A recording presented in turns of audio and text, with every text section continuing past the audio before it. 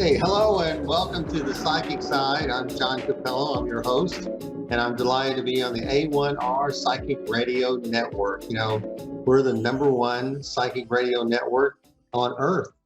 And that brings me to our guest today. Our guest, we're going to have a good time today with a wonderful person that I've known for quite a number of years. And this is a program that you're going to want to save or share with your friends because we may even make some news today. You never know. But today we're going to have Ken Cherry with us. And Ken was the Texas State Director of MUFON for many years. We're going to be talking about extraterrestrials and ancient mysteries and things like that, and something that Ken is quite an expert on. And he also has another group called Epic Voyagers, and that group does investigations on unusual activities. So it's like I say, Ken and I have known each other a long time. We were together on another network at one point, and Ken asked me to be his guest host several times on his show when we were over there. So Ken, welcome to the program. How are you doing today? Doing great, John. Glad to be here. Thank you. Good. So, it's like I say, you've been doing this a long time, been studying extraterrestrials, and you've been out there looking into situations and events that have been unusual for a long time, and I think that it's taken a lot of courage for you because a lot of people just don't believe in these things, and now all of a sudden the government says, Right. Well, many years ago when I started these investigations and really became interested in the UFO ET phenomena, people did tend to think you're a little nuts, and the government line was to discredit anybody who made these sort of claims. So things have certainly changed quite a bit over the years. It's a breath of fresh air to see it so accepted. Yeah. Well, the thing is that the ETs or aliens or whatever you want to call them, they've been with us a long time, don't you think? They've been, or they've never left, maybe. Well, that's a whole discussion, but we have found evidence of advanced technologies and advanced beings as far back as human history. I mean, they've found pretty accurate depictions of flying saucer on cavemen's walls, drawings. And every culture in the world through history has recorded sightings that they have made, some that interfered with human activities and other were there just time to observe things. So yeah, they have been here and they've been advanced for at least as long as humans have been on this earth.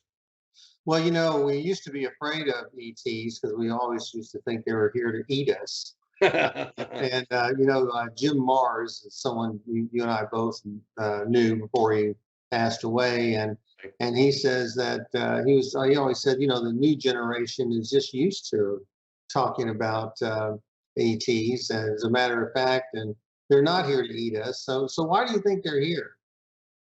Well, they've always been here, and I guess that one of the revelations that the people who don't in power that don't want disclosure to the public is that very reason is that they don't want us to know that they live here. They're not extraterrestrial.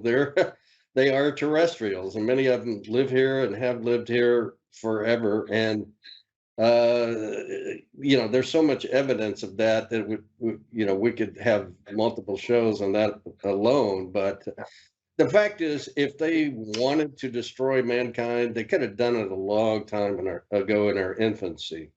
Yeah. Well, that was a question I was going to ask you.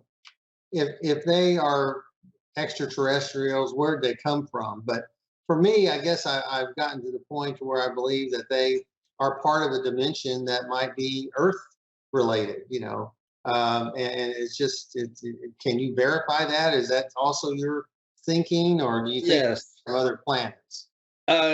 Just going back a moment to my MUFON days before I left and formed Epic, I was the state director in charge of an investigation that went on for an entire year of the mass sightings that took place in Stephenville.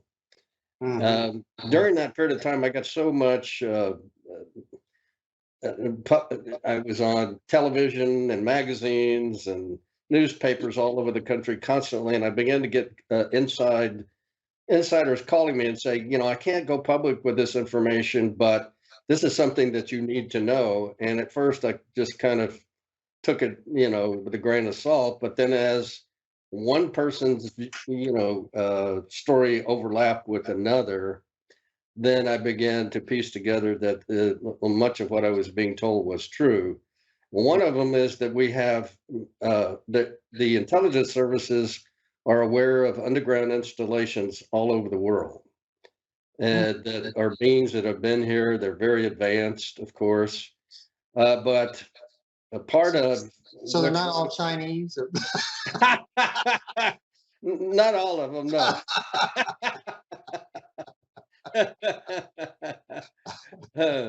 But, But if you don't mind, I'm going to interrupt you. Can you just tell the audience a little bit about the Stephenville incident? Can you just tell sure. us what that was about? Because I mean, Well, it's all old hat to you, but this is the first time that a lot of people have heard about it. Stephenville is one of the most publicized and researched mass UFO sighting in history. It gained international attention, but on January the 8th of 2008, a very prominent businessman, he owned a very large trucking company and several airplanes of his own, and two of his friends were out in the evening and they saw these lights coming across the horizon at great speed. And one of the persons with him was airline exec, and obviously aware of all the different type of aircraft. So while they're all standing there talking, the thing comes back the opposite direction, being chased by a couple of F-16s in their afterburners. And they said that apparently the UFO, at that point, they could make out the shape of the object that they had just identified as lights earlier. And they said it was a mile long and a quarter mile of wide. Enormous, enormous. And apparently at some point it got tired of the chase and just boom, took off and left the jets like they were standing still.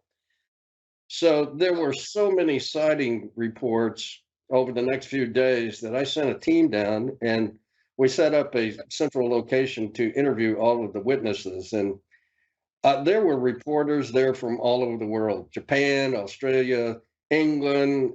Some of our top media companies here in the country were represented, all of the major news stations, TV stations. And so it went out on the AP wires, I mean, everywhere. And the thing is that there were multiple sightings over the entire year, and pretty much everybody gave the same. I stopped counting at 150 witnesses that I talked to that called me. We had hundreds of them. And even though it's a college town, there weren't any kiddos. These were all middle-aged and older folks who saw this. Yeah. Saying pretty much the same thing, that this was an absolutely enormous craft.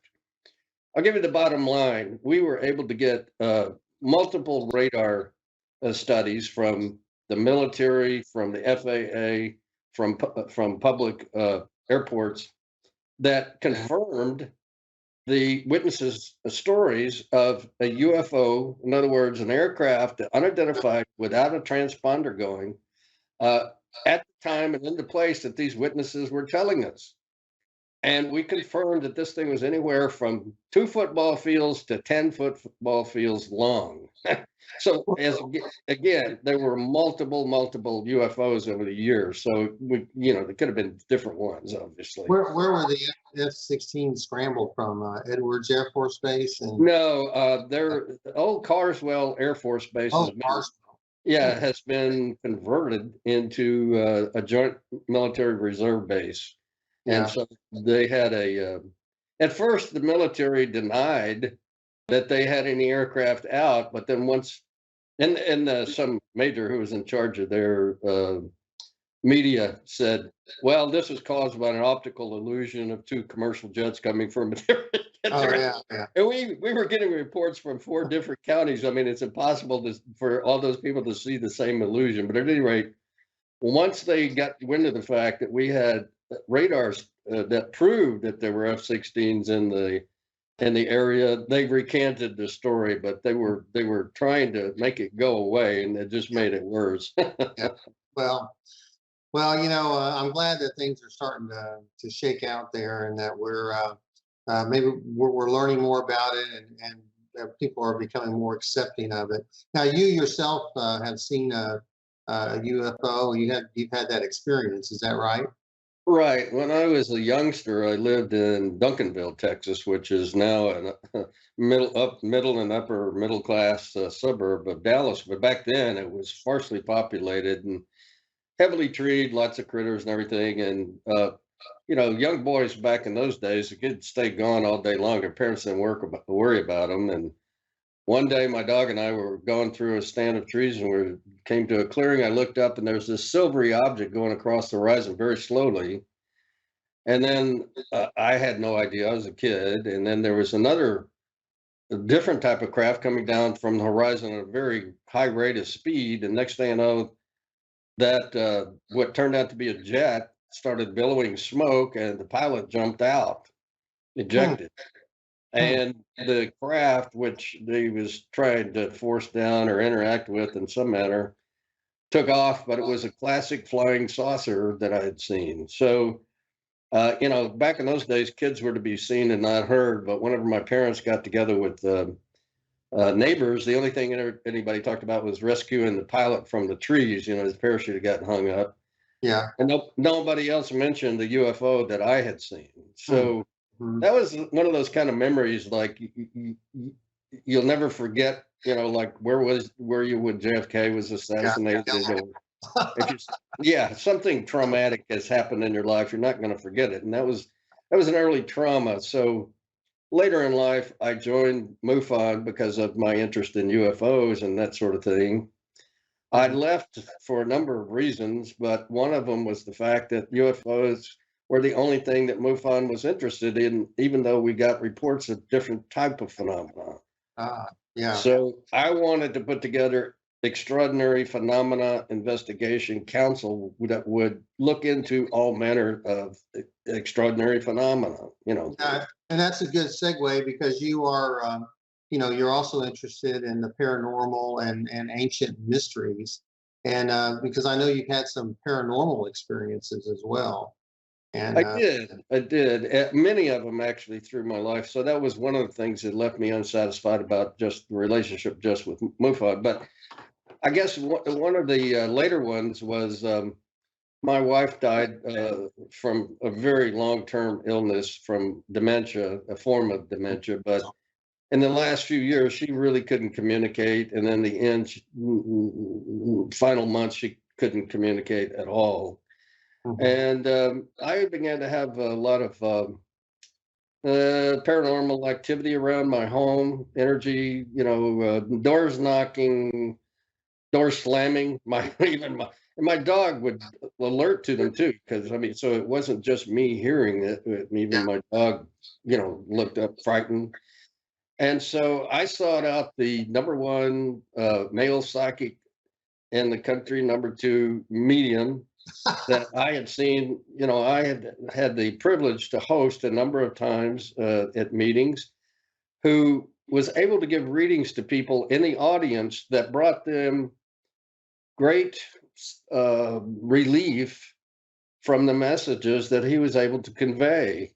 And sure enough, when this gentleman was able to grasp my wife's ring, the conversation coming from him was just like my wife was sitting there, because she was saying the things that it sounded just like her, the kind of words she would use and the demeanor and so forth. And it was just amazing the things that, oh, that was you, John, by the way.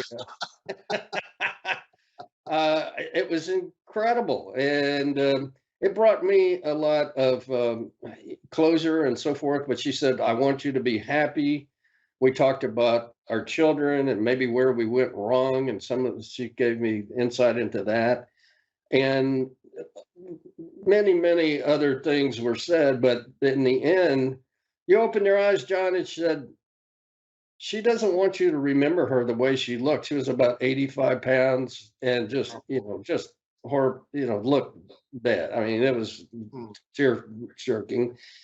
And you said, do you have a picture of her in a blue dress? And I said, absolutely. It's in my bedroom. I mean, you've never even been in my home. No. And it's a picture of her when she was beautiful in her mid 30s. And you said, that's the way she wants you to remember her. Oh. So my intention with Epic is to pull together world-class researchers, scientists, and experts and the various fields to give us the ability to look into and understand these phenomena, which I believe in many ways are all related. In other words, the paranormal, cryptids, UFOs, ETs, interdimensional beings. I think there is some relationship there that hopefully we can, piece together at some point. But at any rate, I believe that's the lineup that we have for our conference. Yeah, I asked you about that, the Yes, conference. And then Dr. Sam, I wanted you to tell us a little bit about him. Dr. Sam he is a world-class archaeologist. He has lectured all over the world to audiences of thousands, 10,000 people in some cases. His his PhD is in pyramids, of course, and as he said, there are pyramids on every continent. And he is giving two lectures, one on Saturday, September the 30th, and one on October the 1st on Sunday. He discovered a pyramid complex in his home country of Bosnia that is larger and older than the pyramids in Egypt. And of course, he's gotten a lot of pushback from Egyptologists and others They want to be the oldest. who have a financial interest in not, this information not really being given much play. So, but he will be talking about some of the amazing discoveries that they have made as they continue to excavate and uncover these pyramid complex. Now, some of those pyramids are a lot larger, aren't they, than the ones in Egypt too? Is that right? Yes, he has named them the Pyramid of the Sun, the Pyramid of the Moon, and I forgot. Pardon me, the third one I don't remember, but they are. It is a larger complex, much larger than the main one in Egypt, and some of the discoveries he has made are just amazing. Every season there is apparently a season for these digs. And archaeology students and other volunteers come from all over the world to help in this process. And every year, scientists from around the world also join him, and they do different types of studies. And they've made some astounding finds that he will be talking about. And one of them will be the healing energy that they've discovered in this main pyramid. And I know people have been there multiple times that just can't get enough of it. So anyway, as I said, he will be giving two lectures, and I think everybody would enjoy. I hosted him once years ago when he first started, and people kept coming and coming and coming to this large lecture room, and finally we said, "Look, we're full," and people wanted to stand anyway. Yeah. He gave a lecture for 2 hours with standing room only all the way around the room of this huge room. Not one person left to take a pee, go get a drink, anything. He had their attention for 2 hours. So, I know everybody will love, to hear because he'll go into the true purpose of the pyramids and all these ancient megalithic structures and so forth. So this is uncovering another area too that a couple of our other speakers are also great researchers in, but it is some of the technology that we have lost that the ancients had developed that we're even now is beyond anything that we have. So your conference, it's called "We Are Not Alone in the Universe." Is that right? Correct. That is correct. You Yeah. have a website to that name. Is that right also? Yes, as we are, the R is with an R, not ARE. So it's we are This- not alone in the universe.com. Okay. And now when is the conference? Can you tell us that? Saturday, September the 30th, and Sunday, October the 1st. And let me tell you, I I severely underpriced this thing. Right now, a full day pass is $15 for 3 lectures and over 50 vendors, which will Mhm. have all types of related, you know, things that they will have to offer the public. But so you get a full day of lectures and so forth, and good entertainment for less than it would cost you to go to a movie these Yeah, days at a theater. So that is quite cheap because this is really one of the first or the first conference of its kind, at least in North Texas that I know of, yes, right? well, I held smaller conferences for gosh about 18 years, and No. and then due to my wife's illness and then COVID, I had to stop doing them, and people kept asking me, "When are you going to start having meetings again? When are you going to start hosting speakers again?" Yeah. And so I thought this was the best way to come back and then, uh, reintroduce some of our speakers and myself to the public. But so honestly, I'm not going to make any money off of Well, this. that's great. But so what we want to do is give the maximum ability, for everybody to be able to come and enjoy our speakers. Mhm. Well, I'm really glad that you're doing this because the more information out there is that we get is it's good because it takes the fear out of these things which are considered strange or unknown, and people get more familiar with it.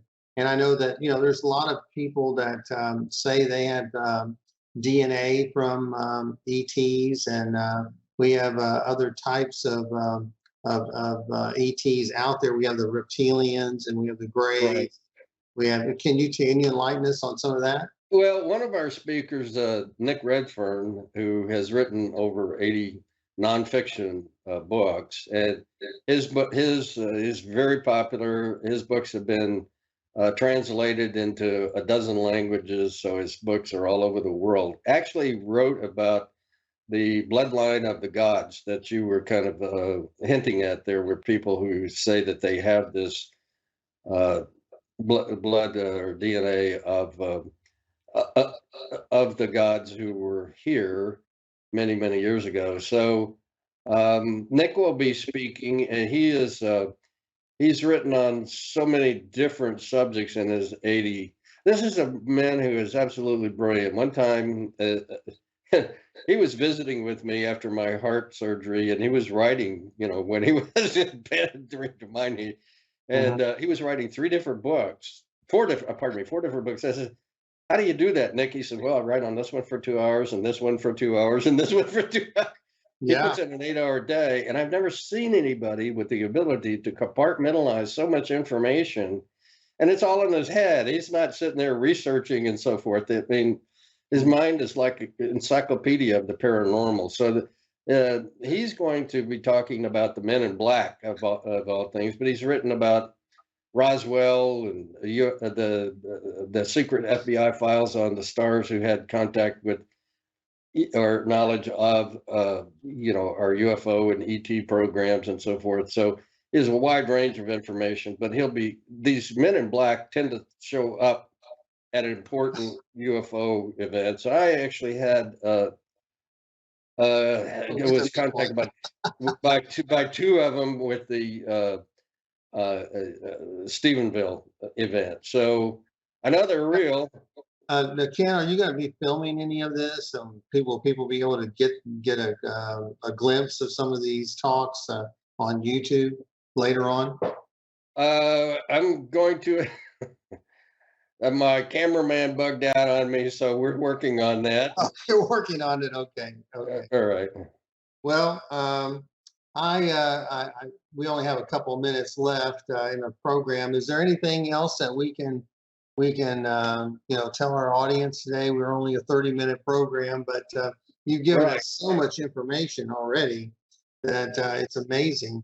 I'd like to So, leave one comment. The all of these recent revelations by the DoD and some of these uh, spokespeople for various agencies of the government saying, the UFOs are getting to be a problem. They're invading our training space and they're hazard to pilots and things like that. This is the disclosure that everybody's expecting the president to walk out with a little gray standing next to him and say, "Have I got something to tell you?" yeah. This is the way the government is doing it. But the revelation is they're being forced to do this by the others. Well, They're is that because of all the turmoil we're seeing now in the country? And what's actually they the others are tired of hiding. They don't see that they need to anymore, and they're forcing. They've just said either you start this disclosure right now, or we're just going to make ourselves seen and heard and known around the world without you, and that could create the chaos you're afraid will happen. So. okay. Well, thank you very much, Ken. We certainly appreciate you being here today. I hope that you'll come back, and I want to thank all our audience for joining us today. And of course, I want to thank my sponsor, Miracles of Joy. Be sure to buy a bunch of stuff from them online and use that special code they have, PSO223. And be sure to like me on Facebook or on Instagram. I'm just about everywhere on the internet these days. But once again, thank you so much, Ken. I'm looking forward to being at the conference, and we want to say so long. Thanks a lot.